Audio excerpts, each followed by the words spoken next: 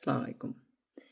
ইজ্জত আর মান সম্মান সব সময় নিজের হাতে থাকে। সেটা সব সময়ই নিজের হাতেই থাকে।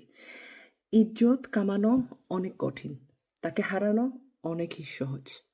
তাই নিজের ইজ্জতটাকে এত সহজ করে নিলাম করে দিবেন না, দিয়ে দিবেন না, নষ্ট করে দিবেন না। আমরা যে সমাজে থাকি অলমোস্ট প্রত্যেকটা জিনিসের জন্য একটা টাইটেল আছে, একটা নাম আছে, একটা পরিচয় আছে। অনেকরা জীবন লাগিয়ে দেয়, সারা জীবন লাগিয়ে দেয় নিজের জন্য একটা সুন্দর পরিচয় বানানোর জন্য। আবার কিছুরা আছে সামান্য একটু টাকার জন্য নিজের পরিচয়টাকে এমন বিশ্রী, ভয়ঙ্কর বানায় সেটা মানে বিশ্বাসের বাইরে। একটা ডাক্তারকে আমরা ডাক্তার বলে জানি, উকিলকে তো উকিল বলবো, মাস্টারকে মাস্টার সাহেব বলে জানি। তো আপনারা বলেন তো একটু, যে মানুষ ডান্স করে তাকে তো অবশ্যই নর্তকী বলা হবে। যে মানুষ তার নিজের বউকে ইনকামের জন্য ডান্স করায়, যেখানে হাজার হাজার মানুষ বউটাকে দেখতে পারছে, বউর সাথেও ডান্স করছে। আর আমি এটা বলছি না, যেটা আছে না একটা আবেগে, স্বামী স্ত্রীর মাঝে একটা আছে যে কোথাও ওরা পার্কে চলছে হাতে হাত নিয়ে, বা কাঁধের উপরে একটু মাথাটা রেখে দিল, বা লিপ সিঙ্কিং করছে, যেটা আমি বলছি সেটা বলছি না। আমি বলছি সামন আর পিছন দলিয়ে দলিয়ে ডান্স করা ভিউজ জন্য।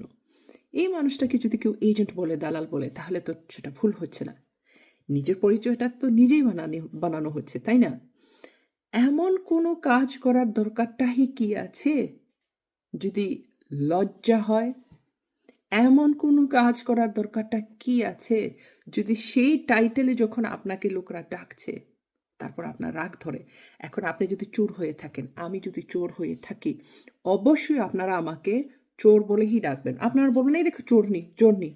তো নর্তকীকে নর্তকী বললে কি দোষ হয়? আবার নর্তকী চেতে যায়?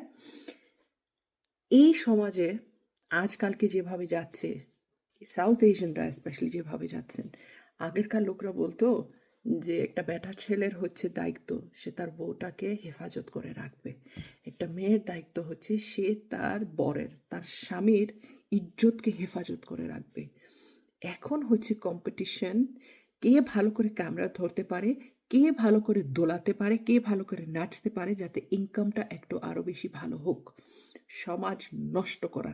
দেখেন আজকে যদি এই জিনিসটা আমি করি, 50 জন গিয়ে যদি মাশাল্লাহ বলে, তাহলে একবার না একবার এই জিনিসটা আপনার বোনের, আপনার মাথার, আপনার ভাগ্নির মাথায় আসতেই হবে। আমরা যদি এটা হতে দেই, পারমিশন যদি দেই, তাই বললাম নিজের ইজ্জতটা নিজের হাতেই থাকে। সমাজ রক্ষা কিভাবে করব না করব সেটাও আমরা ভালো করে জানি, কিন্তু আমরা চোখ বন্ধ করে রাখি।